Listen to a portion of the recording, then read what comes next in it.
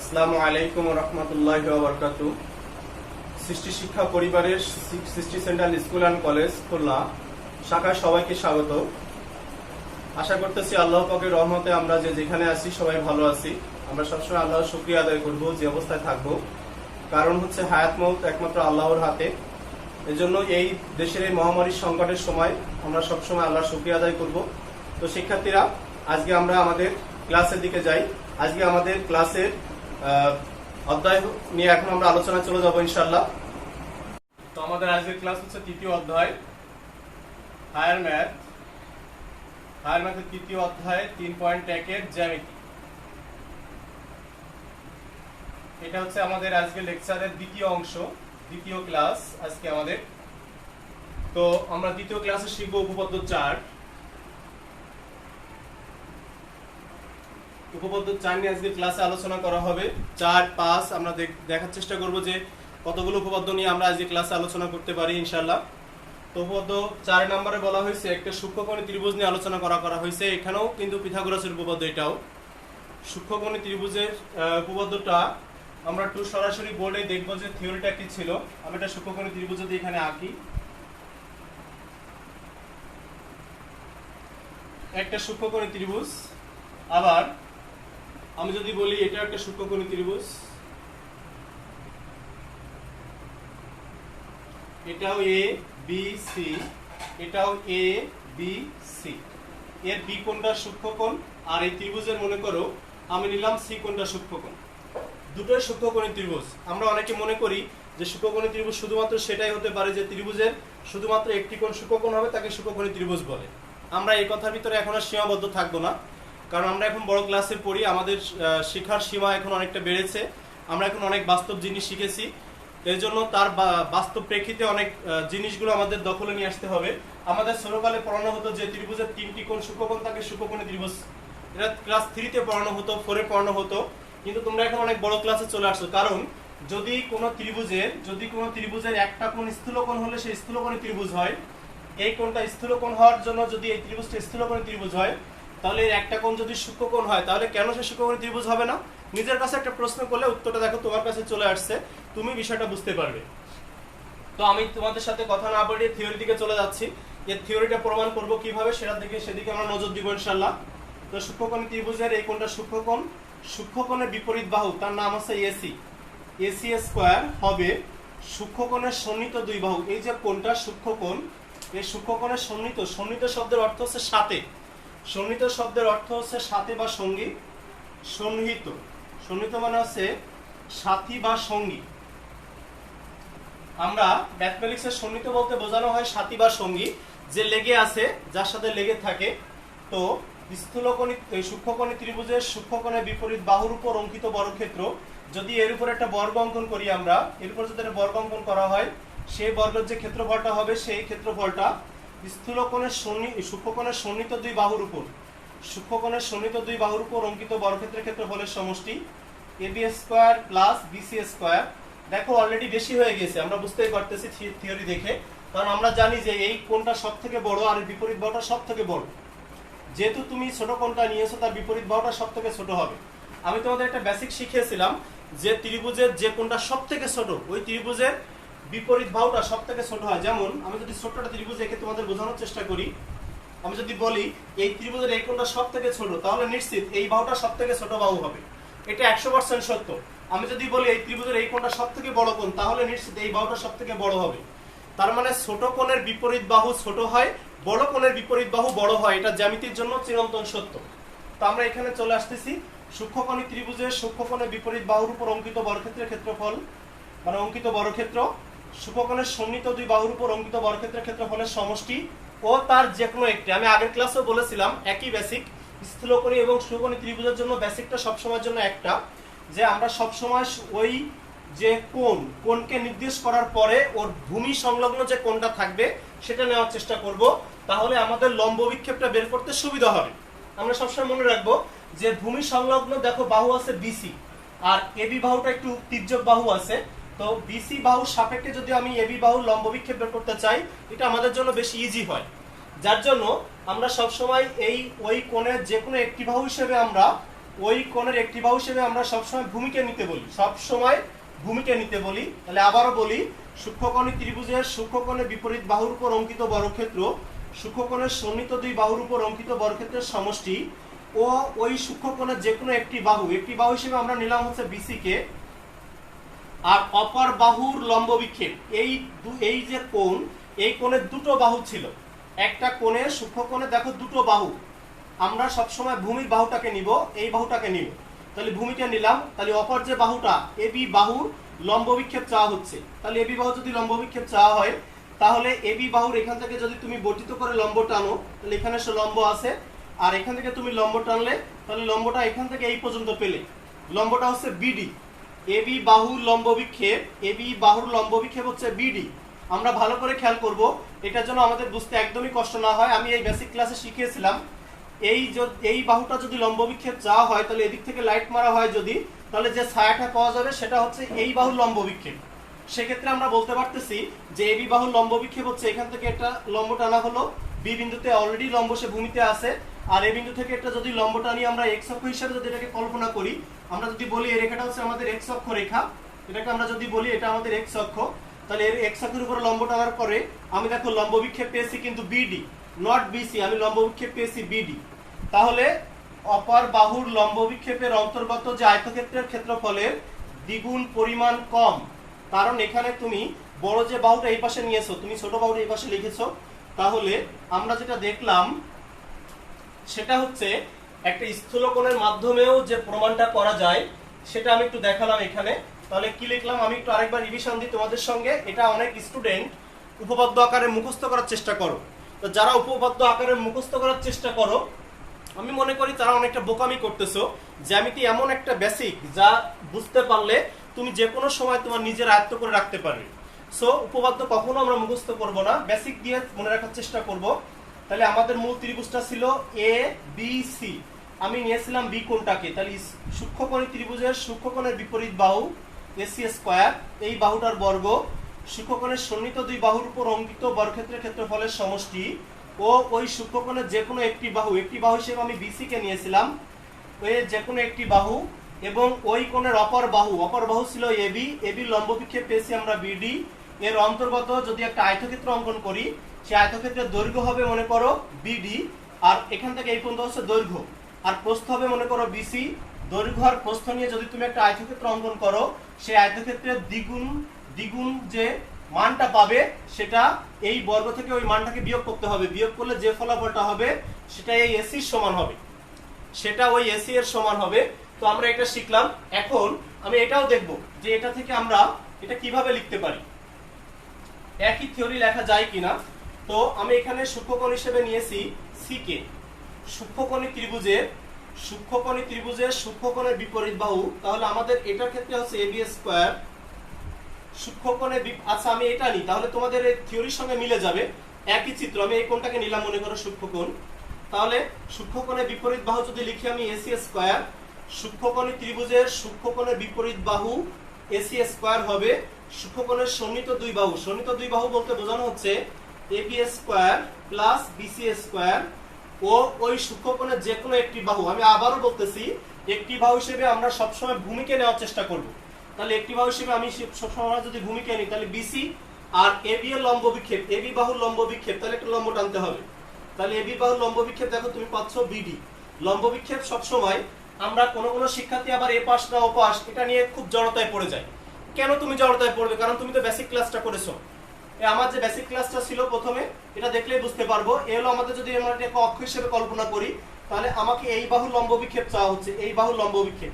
আমি যদি এবি বাহুর লম্ব বিক্ষেপ চাই, তাহলে এবি বাহু থেকে লম্ব টানতে হবে এই অক্ষের উপরে। এটা যদি এক্স বা ওয়াই অক্ষ যাই আমি কল্পনা করি না কেন, এর উপর আমি যদি লম্ব টানি, লম্ব টানলে এখান থেকে এইটুক যে দৈর্ঘ্যটা পাবো, এই বাহুর সাপেক্ষে যে মানটা তুমি পাচ্ছ, এই বাহুর সাপেক্ষে এই বরাবর যে তুমি যে মানটা পাচ্ছ, সেটা আমরা এখানে পেয়েছি বিডি। তাহলে অপর বাহুর লম্ব বিক্ষেপের অন্তর্গত আয়তক্ষেত্রের ক্ষেত্রফলের দ্বিগুণ পরিমাণ কম। শিক্ষার্থীরা বুঝতেই পারতেছি আমি এই যে চিত্রটা এঁকেছিলাম এবং এই চিত্রটা যেটা এঁকেছি, দেখো আমাদের দুই চিত্রের একই ফলাফল এসেছে, কিন্তু একটা দেখো কেমন স্থূলকোণী ত্রিভুজের মতো ছিল, কিন্তু আমি সূক্ষ্মকোণ নিয়ে কাজ করেছি, আর একটা আমি সূক্ষ্মকোণী ত্রিভুজ নিয়েই কাজ করেছি।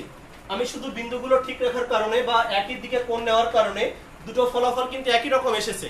তো আমরা আমাদের পরীক্ষা প্রমাণের জন্য অনেক সময় কোশ্চেন করে শিক্ষার্থীরা যে স্যার এখানে আমাদের বইয়ে দুটো চিত্র আছে, আমরা কোন চিত্রটা নিয়ে করব? তো তুমি যদি বুদ্ধিমান হয়ে থাকো তাহলে একটা চিত্র নিয়ে কাজ করবে, কারণ পরীক্ষায় দুটো চিত্র নিয়ে কাজ করার কোনো যুক্তি নেই। কারণ বইওয়ালারা কেন দেখিয়েছে তোমাদের বোঝানোর জন্য যে দুইভাবে উপস্থাপন করা যেতে পারে, তুমি এটা দিয়ে উপস্থাপন করতে পারো, এটা দিয়ে উপস্থাপন করতে পারো। নট অনলি মানে সূক্ষ্মকোণী ত্রিভুজ হতে হবে, এই সীমানার ভিতরে যেন আমরা না থাকি। আমরা এখন বড় ক্লাসে চলে আসছি, আমাদের কনসেপ্ট যেন স্পষ্ট হয়ে যায়, আমরা যেন বাস্তবটা জেনে যাই, যার জন্য এখানে দুটো ত্রিভুজ উপস্থাপন করা হয়েছে। আমরা যে কোনো একটা নিয়ে প্রমাণ করার চেষ্টা করব। তো শিক্ষার্থীরা আমরাও যে কোনো একটা নিয়ে প্রমাণ করার চেষ্টা করতেছি। তো আমি তোমাদের স্থূলকোণের মাধ্যমে প্রমাণ করানোর চেষ্টা করব, কারণ অনেক সময় একটা চিত্র দিয়ে দুটো প্রমাণ পরীক্ষায় চলে আসতে পারে। তো এটার মাধ্যমে যদি আমরা প্রমাণ করি, আমি এখন চিত্রটা আঁকতেছি।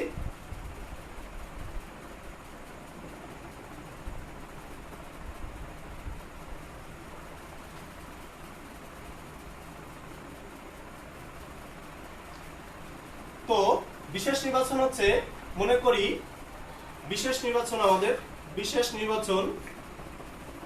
নির্বাচন মনে করি আমরা এখন এটা নিয়ে প্রমাণ করার চেষ্টা করতেছি। আমাদের এই বি কোণটা হচ্ছে সূক্ষ্মকোণ হিসেবে ধরেছি আমি। তো মনে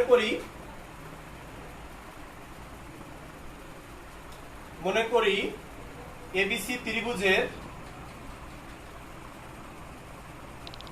ত্রিভুজের কোণ এবিসি সূক্ষ্মকোণ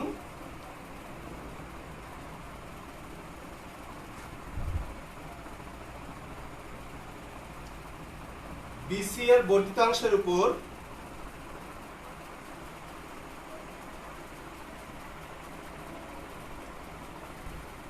এবি বাহুর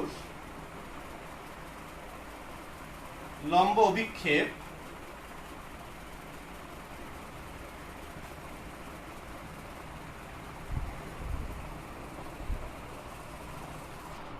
বিডি।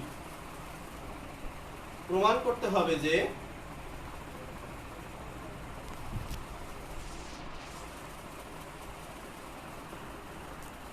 ছিল আমাদের এসি স্কয়ার সমান AB square plus BC square minus BC dot BD. এটা আমাদের প্রমাণ করতে হবে। প্রমাণ শিক্ষার্থীরা খেয়াল করেছো, আমি কিন্তু এখানে কোনো অঙ্কন করতেছি না, আমাদের কোনো অঙ্কন এখানে নেই, এক্ষেত্রে কোনো অঙ্কন ছাড়াই আমরা কাজ করতেছি। তো প্রমাণের শুরুতে আমরা যেটা বলতেছি, প্রমাণে বলা হচ্ছে যে এই যে বি কোণটা তোমরা এখানে দেখতে পাচ্ছ, আমি তোমাদের যেদিন স্থূলকোণী ত্রিভুজ শিখেছিলাম ওর সাথে একটা বেসিক তোমাদেরকে মনে করিয়ে দিই, তাহলে তোমাদের সুবিধা হবে মনে রাখার জন্য। এটা আমাদের ছিল এ বি সি, এখানে লম্ব অভিক্ষেপ এঁকেছিলাম আমরা, এই কোণটা ছিল স্থূলকোণ। ওই দিন আমরা আগে নিয়েছিলাম ছোট ত্রিভুজটা আগে নিয়েছিলাম আমাদের প্রমাণের সুবিধার জন্য। আর আজকে আমরা আগে নেব বড় ত্রিভুজটা, যদিও এখানে এই কোণটা সমকোণ, এই ডি কোণটা সমকোণ, একটাই সমকোণ। তো যেহেতু পিথাগোরাস প্রমাণটা করেছে, তোমরা নিশ্চয়ই জানো পিথাগোরাসের খুব বাহাদুরি একটা উপপাদ্য আছে, সেটা হচ্ছে সমকোণী ত্রিভুজ। উনি এই যে স্থূলকোণী ত্রিভুজ এবং সুকোণী ত্রিভুজের প্রমাণটা করেছেন, এটাও কিন্তু সমকোণের সাহায্য নিয়ে কিন্তু করেছেন। উনি কিন্তু অন্য কোনো থিওরি অ্যাপ্লাই করেননি, শুধুমাত্র সমকোণী ত্রিভুজকে অ্যাপ্লাই করে উপপাদ্যটা প্রমাণ করেছেন, দুটো উপপাদ্যই, এটা এবং এটা। তো এটার ক্ষেত্রে আমরা আগে এটা নিয়েছিলাম, আর এটার ক্ষেত্রে আমরা আগে সম্পূর্ণটা নেওয়ার চেষ্টা করব। তো সম্পূর্ণ ত্রিভুজটার নাম তোমরা দেখতেই পাচ্ছ। সম্পূর্ণ ত্রিভুজটার ক্ষেত্রে তাহলে প্রমাণের শুরুতে আমরা বলবো ত্রিভুজ এবিডি এর কোণ এডিবি সমকোণ। এরপর লিখবো যে অতএব সমকোণের ক্ষেত্রে যেটা আমরা জানি এবি স্কয়ার ইকুয়াল হচ্ছে AD square plus BD square. এটা হচ্ছে এক নাম্বার দিয়ে লিখে দেব। এখানে কার উপপাদ্য অ্যাপ্লাই করেছো? পিথাগোরাসের উপপাদ্য হতে। ওকে, আবার ত্রিভুজ, এইবার দেখো ছোট ত্রিভুজটার নাম হচ্ছে এসিডি। আবার ত্রিভুজ এসিডি এর কোণ এডিসি সমকোণ। তাহলে কোণ এডিসি সমকোণ হলে আমরা জানি সমকোণে বিপরীত বাহু সবসময় অতিভুজ হয়, সমকোণে বিপরীত বাহুকে আমরা অতিভুজ বলি। তাহলে এই ক্ষেত্রে আমরা লিখতে পারি এর অতিভুজটা হচ্ছে AC square, AC square equal হচ্ছে AD square plus CD square. ওকে শিক্ষার্থীরা, এটাও দেখো সমকোণী ত্রিভুজের থিওরি অ্যাপ্লাই করেছি আমরা। এ বি সি সমকোণী ত্রিভুজের অতিভুজ এসি, এসি স্কয়ার ইকুয়াল এডি স্কয়ার প্লাস সিডি স্কয়ার, এডি স্কয়ার প্লাস সিডি স্কয়ার। এটার মাধ্যমে আমরা প্রমাণে পৌঁছাবো। তো এটাও পিথাগোরাসের উপপাদ্য, এখানে সাইড নোট দিতে পারো পিথাগোরাসের উপপাদ্য হতে। তো এখানে দেখো এডি স্কয়ার আমি রেখে দিলাম, এডি স্কয়ারকে ভাঙা যাচ্ছে না, যা আছে তাই। এবার সিডি কে ভেঙে আমার বিয়োগ নিয়ে আসতে হবে, কারণ আমার মূল থিওরিতে দেখো এখানে বিয়োগ চিহ্ন আছে, আর সিডি আমার মূল থিওরিতে নেই। দেখো এখানে কোথাও সিডি নেই, তাহলে আমি সিডি কে তাড়াতে হবে। তাহলে সিডি কে তাড়াতে হবে, আমি তোমাদের বলেছিলাম যে তোমাদের চতুর হতে হবে, প্লাস তোমার চিন্তা করতে হবে, চিন্তা শক্তি বাড়াতে হবে, তাহলে তুমি খুব সহজেই তোমার বেসিকটাকে আয়ত্ত করতে পারবে। ওকে, তো আমি যেটা বলতেছিলাম তোমাদেরকে, এখানে দেখো তোমার সিডি চলে আসছে, তাহলে সিডি কে তাড়াতে হবে এন্ড সিডির মাধ্যমে তোমার এর কাছে পৌঁছাতে হবে। ওকে, তো আমরা সিডি কে তাড়িয়ে কি লিখতে পারি সেটা একটু দেখার চেষ্টা করব। সিডি কে না লিখে আমি যদি বলি যে বিডি থেকে আমি বিসি কে বাদ দেবো, তাহলে নিশ্চয় হয়ে যাবে। তো ওকে, আমরা সেটা লিখতেছি বিডি মাইনাস বিসি এর হোল স্কয়ার। প্রশ্ন করতে পারি স্যারের কাছে, স্যার আপনি এখানে এভাবে কেন লিখলেন? দেখো সিডি মানে হচ্ছে বিডি থেকে যদি তুমি বিসি কে বাদ দাও তাহলে সিডির মানটা পাওয়া যাচ্ছে, আর যেহেতু সিডির উপরে স্কয়ার ছিল আমি এই পুরোটার উপরে একটা স্কয়ার দিয়েছি। এখানে কোনো সাইড নোট না দিলেও চলবে। তো শিক্ষার্থীরা আমার জায়গার একটু স্বল্পতা, তো আমি উপরের দিকে একটু করি, এখানে এইটুকুর ভিতরে আমাদের হয়ে যাবে। এর পরের লাইনটা আমি এখানে করতেছি, বা এসি স্কয়ার সমান AD square plus A minus B whole স্কয়ারের সূত্র, এ মাইনাস বি হোল স্কয়ারের সূত্র, তাহলে BD square minus 2 dot BD dot BC plus BC square. দেখো বুঝতেই পারতেছো, এ মাইনাস বি হোল স্কয়ারের সূত্র অ্যাপ্লাই করেছি, A square minus 2ab plus B square. আমি এখানে কোনো কিছু গ্যাপ দেইনি, তোমাদের বুঝতে কষ্ট হবে এমন কোনো কিছু লিখিনি। তো এখানে একটা মজার বেসিক পেয়ে গেছি। দেখো এক নম্বরে এডি স্কয়ার আর বিডি স্কয়ারের মান ছিল এডি স্কয়ার, এটুকুর মান তোমার দেখো এক নাম্বারটাই ছিল। আবার খেয়াল করো প্লিজ, আমি রিপিট দিচ্ছি, এখানে এবি স্কয়ার ইকুয়াল এডি স্কয়ার প্লাস বিডি স্কয়ার ছিল। তাহলে এখানে তোমরা এডি স্কয়ার প্লাস বিডি স্কয়ার, এডি স্কয়ার প্লাস বিডি স্কয়ার না লিখে এবি স্কয়ার লিখে দিতে পারতেছো। তাহলে এবি স্কয়ার আর বিসি স্কয়ারটা শেষে ছিল, ওকে সাজিয়ে লেখার জন্য সামনে নিয়ে আসলাম, বিসি স্কয়ার মাইনাস 2 ডট, আমাদের প্রমাণে বিসি আগে ছিল, আমরা একে গুণ সম্পর্ক আগে পরে লিখতেই পারি, বিসি ডট বিডি। দেখো বইতে যেভাবে লেখা ছিল আসলে আমি কিন্তু অত জটিল করিনি, মানে তোমাদের জন্য খুব সহজ করে উপস্থাপন করেছি এবং খুব অল্প কথার ভিতরে তোমাদের প্রমাণটা কিন্তু লেখা হয়ে গিয়েছে। তো আমরা এখানে লিখেছি minus 2 dot BD dot BC dot BD. তো এখানে আমরা সাইড নোট দিলাম 1 নং হতে,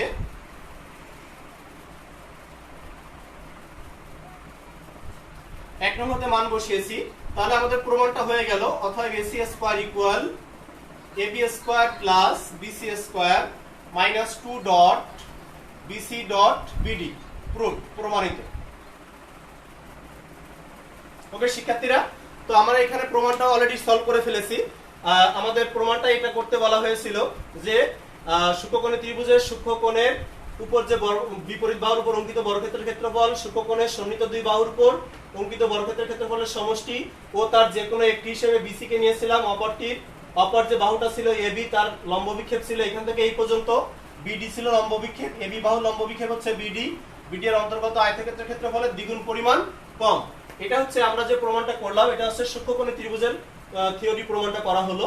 তো এটাও আমরা এখন নিজেরা একটু, আমি আশা করব যে তোমরা সবাই তুলে নিয়েছো, কারণ আমি অনেকটা সহজ করে উপস্থাপন করেছি এবং খুব ইজি। তোমরা যদি আমি যে সূক্ষ্মকোণী ত্রিভুজটা এখানে এঁকেছিলাম, যদি এটা নিয়ে প্রমাণটা করতে চাও, তাহলে আমি আশা করব সেটাও তোমরা খুব সাবলীলভাবেই করতে পারবে ইনশাআল্লাহ। এই কোণটা নিয়েছিলাম লম্ব বিক্ষেপ, এটা এঁকেছিলাম, এটা নিয়ে যদি কোনো শিক্ষার্থী প্রমাণ করতে চাও তাহলে তোমরা করতে পারবে নিশ্চিত। মানে সেক্ষেত্রেও কোনো ধরনের সমস্যা হবে বলে আমার মনে হয় না, কারণ তোমাদের কনসেপ্ট অলরেডি ক্লিয়ার হয়ে গেছে। সেক্ষেত্রে তোমরা নিশ্চিত এটাও তৈরি করতে পারবা, এটা 100% আমি বলতেই পারি যে এক্ষেত্রেও তোমাদের কোনো সমস্যা হবে না ইনশাআল্লাহ। কারণ বেসিকটা যদি তোমার লম্ব বিক্ষেপ কোনটা আর কোনটা নিয়ে তুমি কাজ করতে চাচ্ছ সেটা নিয়েই করলে হয়ে যাবে। অনেক শিক্ষার্থী এখানে প্রশ্ন করে যে স্যার আমি এই যে আপনি তো এখানে দেখতেছি যে আগে এটা নিয়েছেন, পরে এই আগে বড়টা নিয়েছেন, পরে ছোটটা নিয়েছেন, আমরা যদি এই ক্ষেত্রে প্রমাণ করতে চাই স্যার তাহলে আগে কোনটা নিব? তাহলে আমরা আগে কোনটা নিব, কোনটা নিলে আমার বেশি সুবিধা হবে? দেখো শিক্ষার্থী, আমি তোমাদের সবসময় বলবো তোমার প্রমাণ কোনটা চেয়েছে, দেখো তো এসি স্কয়ার। তাহলে এই সমকোণের সাথে দুটো সমকোণী ত্রিভুজ আছে এখানে, খুব খুব খেয়াল করে শুনবো আমার কথাটা, তাহলে কোনোদিনও ভুল হবে না, আমি গ্যারান্টি দিয়ে বলতে পারি ইনশাআল্লাহ। তো এখানে সমকোণের সাথে দেখো তোমার প্রমাণে চেয়েছে এসি স্কয়ার, তুমি যদি এই কোণটা নিয়েছো তাহলে এসি স্কয়ার, তাহলে এসি স্কয়ার যে তোমার শেষে, তাহলে তুমি আগে রেখে রাখবা, এখানে আগে তৈরি করবা এটা। তার মানে হচ্ছে তুমি আগে নেবে ত্রিভুজ এবিডি, এবিডি সমকোণী ত্রিভুজের যে লাইনটা, তাহলে লিখবা তোমরা যে এবি স্কয়ার ইকুয়াল এডি স্কয়ার প্লাস বিডি স্কয়ার। তারপরে তুমি এটাই যাবে, আর পরের বেসিক হুবহু একই, তারপরে বেসিক হুবহু একই, আর কোনো কিছু আলাদা নেই। আমার মনে হয় যে কোনো ধরনের জড়তা এখানে অনেকের বুঝতে কষ্ট হয় যে স্যার আমি আগে কোন ত্রিভুজটা নিয়ে কাজ করব, আমি সেটাও তোমাদের ক্লিয়ার করে দিলাম। যদি তুমি এরকম সমবাহু ত্রিভুজ নিয়ে যদি প্রমাণ করো তাও তোমার প্রমাণ হবে, সমদ্বিবাহু ত্রিভুজ নিয়ে প্রমাণ করো তাও তোমার প্রমাণ হবে, সমকোণী ত্রিভুজ নিয়ে যদি প্রমাণ করতে চাও কেউ তাও তোমাদের প্রমাণ হবে, কারণ সমকোণী ত্রিভুজের কিন্তু একটা কোণ সূক্ষ্মকোণ। আমি আবারও বলি, সমকোণী ত্রিভুজের কিন্তু একটা কোণ সূক্ষ্মকোণ, এই কোণটা কিন্তু সূক্ষ্মকোণ। তো সেক্ষেত্রে হয় কি, এই লম্ব বিক্ষেপ আর লম্ব একটা হয়ে যায়, যার জন্য এই ধরনের প্রমাণ সাধারণত দেওয়া হয় না, দেওয়া হয় হচ্ছে এইটা, আর এরকম প্রমাণ দেওয়া হয় এইটা। তো আমরা মাথায় রাখবো ইনশাআল্লাহ। আমি তোমাদের বিষয়গুলো ক্লিয়ার করে দিলাম। আমরা এখন অ্যাপোলোনিয়াসের উপপাদ্যের দিকে যাব।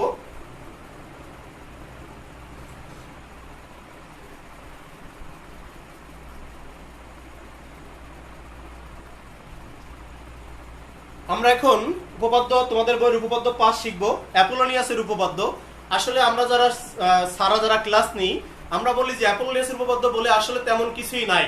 অ্যাপোলোনিয়াসের উপপাদ্য মূলত হচ্ছে পিথাগোরাসের উপপাদ্যের সমন্বিত করা, মানে হচ্ছে পিথাগোরাস যে উপপাদ্যটা প্রমাণ করেছিলেন সেই উপপাদ্যটা, দুটো উপপাদ্যকে একত্রিত করে উনি একটা উপপাদ্য প্রমাণ করেছিলেন, স্থূলকোণী ত্রিভুজ এবং সূক্ষ্মকোণী ত্রিভুজ, তার সমন্বিত করে অ্যাপোলোনিয়াসের উপপাদ্যটাকে আমরা প্রমাণ করি সবসময়ের জন্য। তো সেক্ষেত্রে আমরা এমন একটা ত্রিভুজ নেওয়ার চেষ্টা করি যে যে ত্রিভুজটা দুই ধরনের ত্রিভুজ উপস্থাপন করতে পারি, আমরা সমকোণও পেতে পারি, সূক্ষ্মকোণও পেতে পারি।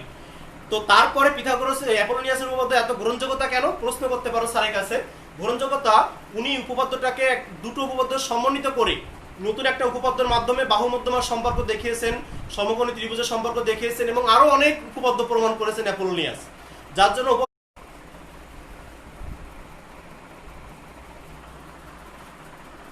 তো ওকে শিক্ষার্থীরা, তো আমার মনে হয় আমরা অ্যাপোলোনিয়াসের উপপাদ্যটা ইনশাআল্লাহ খুব সহজে শিখতে পারবো আশা করি। তো সেক্ষেত্রে তোমাদের কোনো সমস্যা হবে না, আমরা নিশ্চিত। তো অ্যাপোলোনিয়াসের উপপাদ্যটা আমরা চলে যাচ্ছি, আর কথা না বাড়িয়ে। অ্যাপোলোনিয়াসের উপপাদ্য হচ্ছে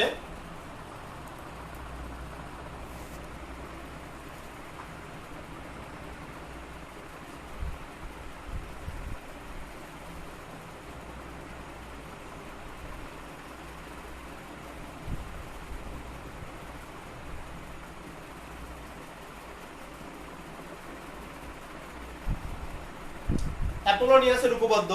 তো আমরা এখন এই উপপাদ্যটা প্রমাণ শিখবো ইনশাআল্লাহ। উনি বলেছেন যে একটা ত্রিভুজ যদি নেওয়া হয়, ত্রিভুজ এবিসি, এই ত্রিভুজের যে কোনো দুটো বাহুর উপর যদি বর্গ অঙ্কন করো, তাহলে AB square plus AC square. আমার প্রশ্ন, শিক্ষার্থীরা আমার কাছে প্রশ্ন করতে পারো, স্যার আপনি যে কথাটা বললেন যে স্থূলকোণী আর সূক্ষ্মকোণী নিয়েই প্রমাণটা করতে হবে, কথা কিন্তু সবসময়ের জন্য সত্য না। আমি তোমাদের যুক্তি দিয়ে দেখাতে পারি, যদি তুমি সমবাহু ত্রিভুজ নাও তাহলে অ্যাপোলোনিয়াসের উপপাদ্যটা প্রমাণ হবে, এটা নিশ্চিত। আরো বেশি ঝামেলা কম হবে, তাও আমি বুঝাবো ইনশাআল্লাহ তোমাদের ক্লাসে। উনি বলেছেন যে অ্যাপোলোনিয়াস বলেছেন যে কোনো ত্রিভুজের যে কোনো দুই বাহুর উপর অঙ্কিত বর্গক্ষেত্র, যদি তুমি এর উপর একটা বর্গ অঙ্কন করো, এর উপর একটা বর্গ অঙ্কন করো, আর এই বাহুর উপর যদি তুমি একটা বর্গ অঙ্কন করো, এই দুটো বর্গের যে ক্ষেত্রফল হবে তাদের সমষ্টি ওই ত্রিভুজের তৃতীয় বাহুর অর্ধেক। তুমি যে দুটো বাহু নিয়েছো, নেওয়ার পরে যে বাহুটা বাকি থেকে যায় ওটা হচ্ছে তোমার তৃতীয় বাহু। তাহলে তৃতীয় বাহু বলতে এখানে বিসি কে বোঝানো হচ্ছে, তাহলে বিসির অর্ধেক বলতে বোঝানো হচ্ছে এরকম একটা মধ্যবিন্দু যদি আমি নিই, তাহলে বিসি এর অর্ধেকের উপর অঙ্কিত বর্গের সমষ্টি, বিসি এর অর্ধেক হচ্ছে ডি বিন্দু, তাহলে ডি বিন্দুর যে বাহুটা বিডি বাহুর উপর অঙ্কিত বর্গের সমষ্টি, এবং ওই অর্ধেকের উপর শীর্ষ হতে যে রেখা অঙ্কন করা হয় তার নাম হচ্ছে মধ্যমা। মধ্যমা কাকে বলে, মধ্যমার সংজ্ঞা কি, আমরা যদি এখানে মধ্যমার সংজ্ঞাটা জানতে চাই, মধ্যমা কাকে বলে? মধ্যমা হচ্ছে কোন ত্রিভুজ, একটা ত্রিভুজ যদি আমি নিই, কোন ত্রিভুজের শীর্ষ এ বি সি, এই ত্রিভুজের শীর্ষ হতে বিপরীত বাহুর মধ্যবিন্দুর সংযোজক যে সরল রেখা তাকে বলে মধ্যমা। এটা কি বলে? মধ্যমা। মধ্যমা কাকে বলে? কোন ত্রিভুজের শীর্ষ হতে বিপরীত বাহুর মধ্যবিন্দুর সংযোজক সরলরেখাকে বলা হয়, রেখা অংশকে বলি আমরা, সংযোজক সরলরেখাংশকে মধ্যমা বলা হয়। তাহলে এটা হচ্ছে একটা মধ্যমা, এটা হচ্ছে একটা মধ্যমা। তাহলে মধ্যমার সংজ্ঞা জানলাম আমরা, মধ্যমা কাকে বলে বা মধ্যমা কি? কোন ত্রিভুজের শীর্ষ হতে বিপরীত বাহুর মধ্যবিন্দুর সংযোজক সরলরেখাংশকে মধ্যমা বলে। তাহলে ওখানে বলা হচ্ছে, এই জায়গায় এসে বলা হচ্ছে যে কোন ত্রিভুজের যে কোনো দুই বাহুর উপর অঙ্কিত বর্গক্ষেত্রের ক্ষেত্রফলের সমষ্টি ওই ত্রিভুজের তৃতীয় বাহুর অর্ধেকের উপর অঙ্কিত বর্গ ও তার মধ্যমা। তার মানে মধ্যমা হচ্ছে এখানে এডি, যেহেতু এই ডি বিন্দু ছিল বিসি বাহুর মধ্যবিন্দু আর এডি রেখাংশ হচ্ছে সেই মধ্যমা, তাহলে অঙ্কিত মধ্যমার উপর অঙ্কিত বর্গের সমষ্টির দ্বিগুণের সমান, দ্বিগুণের সমান। এটা ছিল অ্যাপোলোনিয়াসের উপপাদ্য। কোন ত্রিভুজের যে কোনো দুই বাহুর উপর অঙ্কিত বর্গক্ষেত্রের ক্ষেত্রফলের সমষ্টি ওই ত্রিভুজের তৃতীয় বাহুর অর্ধেক এর উপর অঙ্কিত বর্গ ও তার মধ্যমার উপর অঙ্কিত বর্গের সমষ্টি দ্বিগুণের সমান। এটা হচ্ছে অ্যাপোলোনিয়াসের উপপাদ্য। এটা খুব সহজ একটা উপপাদ্য এবং আমরা দেখেছি আমাদের যশোর বোর্ডের কথা যদি আমি বলি যে পরপর 2-3 বছর ধরে এই উপপাদ্যটা আমাদের রিপিট আসছে, আমাদের যশোর বোর্ডে চলে আসছে।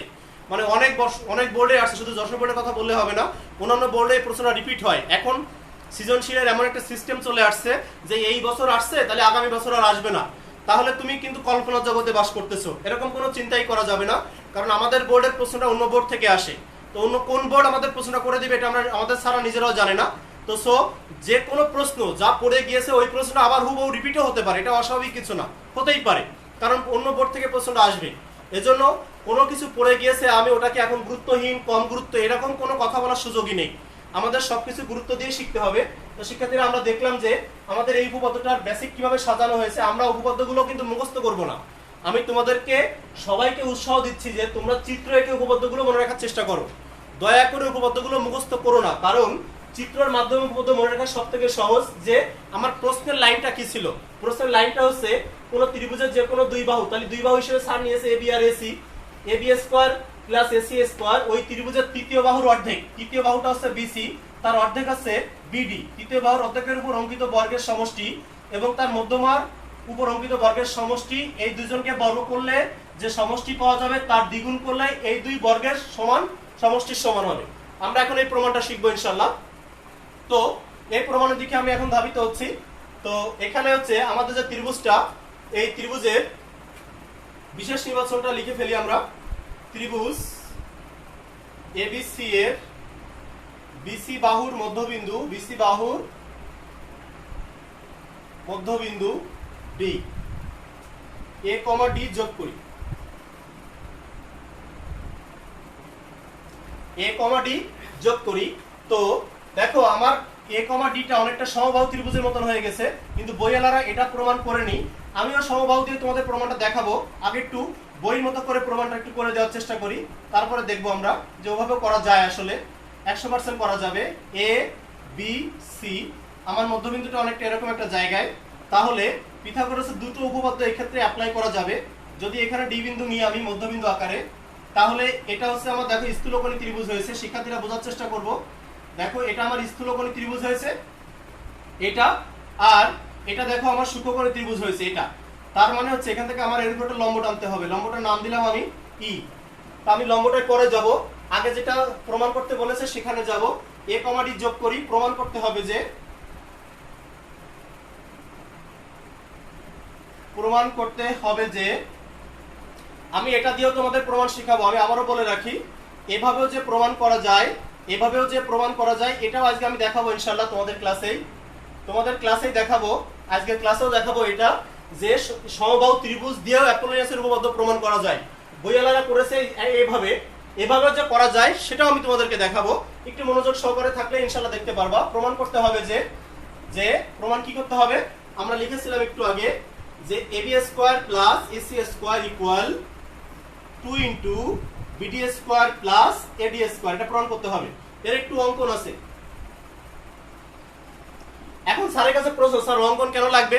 অঙ্কনটা হচ্ছে পিথাগোরাস যে প্রমাণগুলো, যেহেতু পিথাগোরাসের উপপাদ্য প্রমাণ থিওরি অ্যাপ্লাই করতেছে, মানে পিথাগোরাস যে প্রমাণগুলো করেছিলেন উনি কিন্তু সব প্রমাণ সমকোণকে টেনে টেনে নিয়ে আসছিলেন, সমকোণ। তাহলে এখানেও সমকোণী ত্রিভুজ তোমার দরকার হচ্ছে, যার জন্য তোমরা এখানে একটা অঙ্কন করেছো। তোমাদের অঙ্কনটা হচ্ছে এই লম্ব বিসি আঁকি। অঙ্কন শেষ হয়ে গেল। আমরা এখন প্রমাণে প্রবেশ করব। প্রমাণে দেখো এখানে একটা স্থূলকোণী ত্রিভুজ, আমি তোমাদের চিত্রকে বোঝানোর চেষ্টা করেছিলাম যেখানে একটা স্থূলকোণী ত্রিভুজ আছে, একটা সূক্ষ্মকোণী ত্রিভুজ আছে। আমরা প্রথমে স্থূলকোণী ত্রিভুজ নিয়ে প্রমাণটা করার চেষ্টা করতেছি। স্থূলকোণী ত্রিভুজের পিথাগোরাসের যে থিওরিটা আজকে গতকাল আমরা শিখেছিলাম, আমি স্রেফ থিওরিটা লিখবো, আর কিচ্ছু করব না। তাহলে ত্রিভুজ এ বি ডি এর কোণ এডিবি স্থূলকোণ, কোণ এডিবি স্থূলকোণ। এবার লিখবো স্থূলকোণী ত্রিভুজের ক্ষেত্রে পিথাগোরাসের উপপাদ্য হতে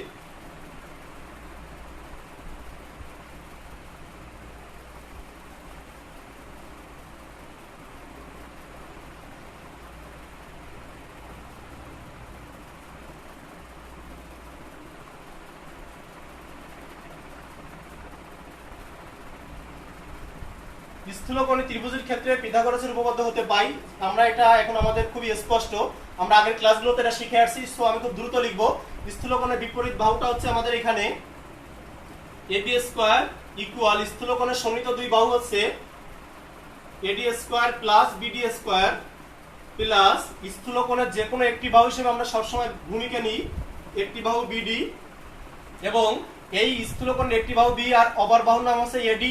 এডি এর দেখো শিক্ষার্থীরা, এডি এর লম্ব বিক্ষেপ কিন্তু এই, আমরা এডি এর লম্ব বিক্ষেপ দেখতে পাচ্ছি। এডি এর লম্ব বিক্ষেপ হচ্ছে এডি বাহুটা, এই বাহুটার লম্ব বিক্ষেপ দেখো এইটু, এই, তাহলে এডি এর লম্ব বিক্ষেপ হচ্ছে ডি, সরি এই না ডি।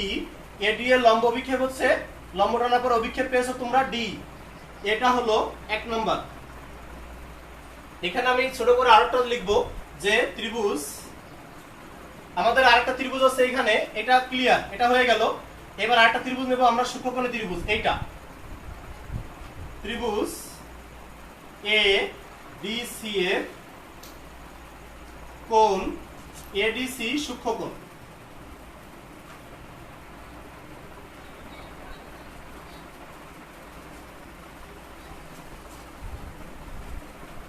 তো সূক্ষ্মকোণী ত্রিভুজের ক্ষেত্রে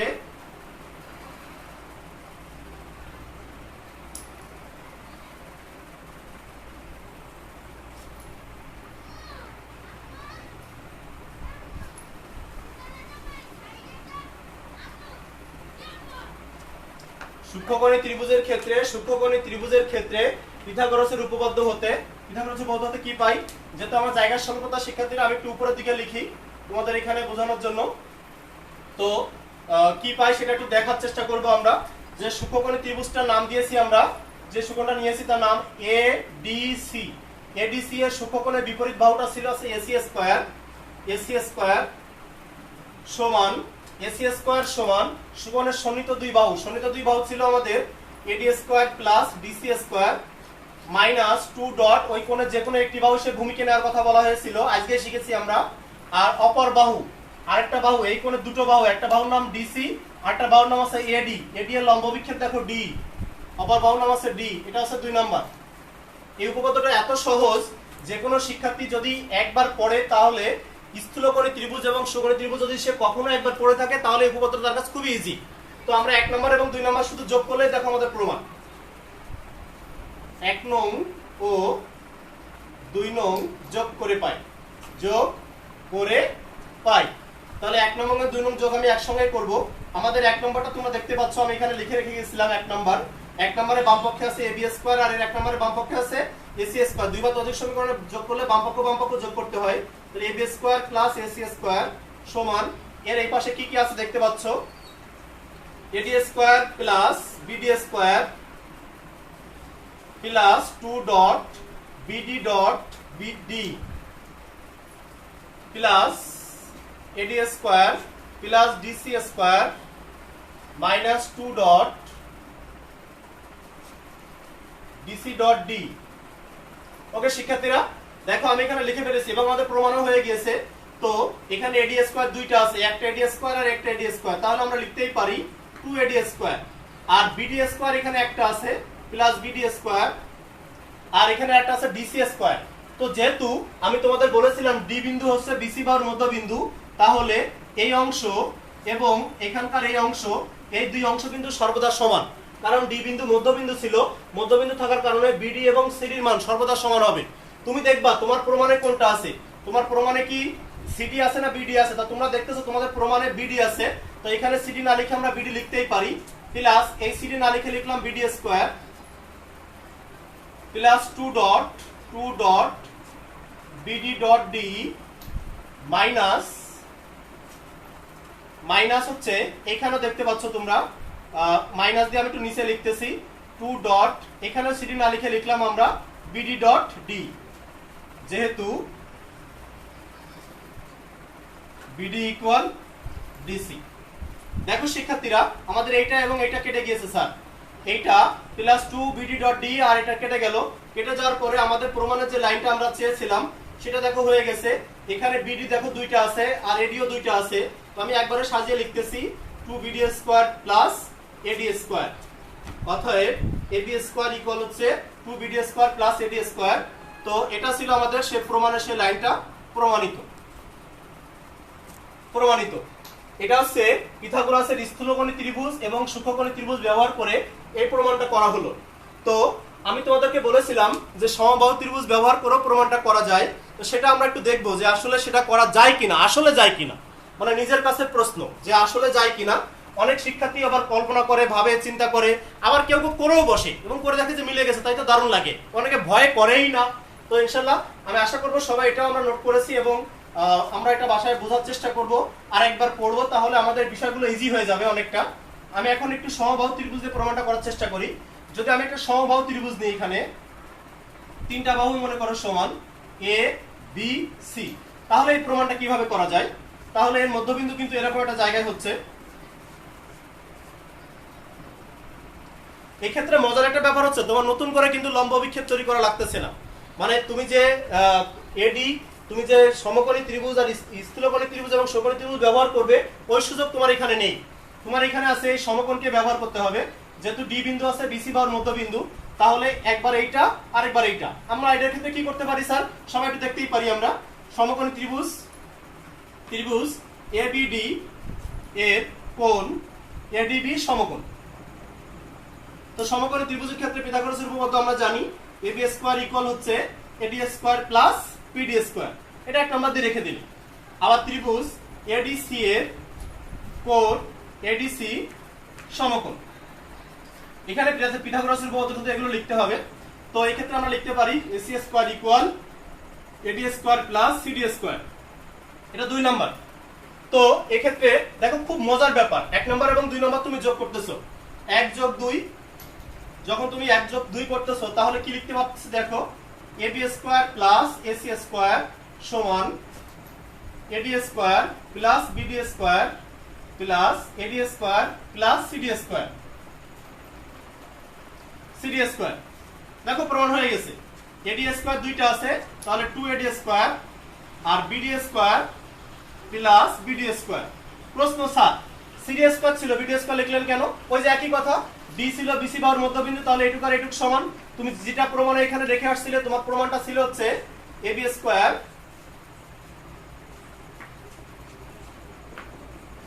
তোমার প্রমাণটা ছিল হচ্ছে AB square plus AC square equal 2 into BD square plus AD square.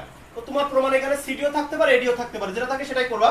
তাহলে এখানে সিডি না লিখে তুমি লিখেছো কারে বিডি কে, সিডি ইকুয়াল হচ্ছে বিডি, এটা আমরা জানি।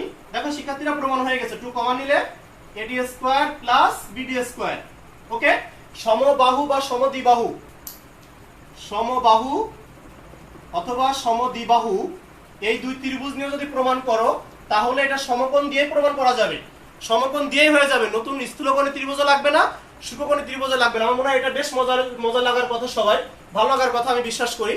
তো স্থূলকোণী ত্রিভুজ দিয়েই করতে হবে এরকম কোনো চিন্তা ভাবনা কিন্তু নেই, তোমরা সমকোণ দিয়েও কিন্তু প্রমাণটা করতে পারবে খুব ইজিলি, এবং দেখো অনেকটা সহজ, ওর থেকে ওর অনেক ঘোর পেঁচ ছিল, এটা খুবই ইজি ভাবে আমরা সলভ করতে পেরেছি। তো ইনশাআল্লাহ আজকে এই পর্যন্তই। তো তোমরা, আমি আশা করব যে এই দেশের মহামারীর ক্রান্তি লগ্নের সময় তোমরা, আমি যতটুকু শ্রম তোমাদের পিছনে দিচ্ছি তোমরা আরেকটু শ্রম বেশি দিবে, কারণ আমি শিক্ষক আর তোমরা শিক্ষার্থী, তোমাদের বেশি পড়তে হয়, আমি জানি অনেক বই তোমাদের পড়তে হয়, আমি তো শুধু অঙ্কই করাই, তোমাদের অনেক পড়তে হয়। তার আমি বলবো তোমরা যে অনেক পড়ার ভিতরে বিশেষ করে জ্যামিতির যে অংশগুলো একটু ক্লাস হচ্ছে এখন, এগুলো আমাকে পার্সোনাল আইডি দিয়ে আমাকে সেন্ড করতে পারো, আমার প্রোফাইলে সেন্ড করতে পারো পার্সোনাল আইডি দিয়ে, যে স্যার আমরা এই যে এসডব্লিউ গুলো করেছি, এই যে আপনাকে সেন্ড করলাম। আমি গত ক্লাস নেওয়ার পরে এই পর্যন্ত একজনের এসডব্লিউ কিন্তু দুঃখিত, 2 জনের SW পেয়েছি আমি, কিন্তু আর কেউ আমাকে সেন্ড করেনি। তো নবম এবং দশম শ্রেণীর সবাই ক্লাসগুলো উপভোগ করতেছো আমি আশা করব। তো তোমরা কিন্তু আমাকে পার্সোনাল আইডি দিয়ে সেন্ড করতে পারো, বা এই পেজেও কিন্তু সেন্ড করতে পারো যে আমি করিয়েছি অন্যকে ইন্সপায়ার করার জন্য, যে স্যার এই যে আমরা SW গুলো করেছি, এই যে লাইভ ক্লাস হলো, লাইভ ক্লাসের শেষের দিকে তোমার কমেন্ট পেজে তুমি তোমার SW সেন্ড করলে যে স্যার এই যে আমি করেছি বা আমরা করেছি, দেখেন স্যার আমরা SW গুলো আসলে করি, তাহলে আমার খুব ভালো লাগবে এবং আমি তোমাদের ক্লাস করাতে আমার আরো বেশি উৎসাহ জাগবে মনে, যে না আমার শিক্ষার্থীরা আমার কথা শোনে, তারা আমার কথা অনুযায়ী কাজ করে। তো শিক্ষার্থীরা সবাই ভালো থেকো, তোমাদের উপর আমার দোয়া রইলো, আমার জন্য তোমরা দোয়া করবা। আসসালামু আলাইকুম ওয়া রাহমাতুল্লাহি ওয়া বারাকাতুহু। এইগুলো সবাই কিন্তু SW করব, কোনটা কোনটা SW করবো তা তো আমি ভুলে গেছি বলতে। 3, 4, 5 আমাকে SW আকারে সেন্ড করতে পারো, আমাকে আমার পার্সোনাল আইডিতে সেন্ড করতে পারো 3, 4, 5। তো সবাই ভালো থেকো, সুস্থ থেকো, তোমাদের উপর আল্লাহর রহমত হোক। আসসালামু আলাইকুম ওয়া রাহমাতুল্লাহি ওয়া বারাকাতুহু।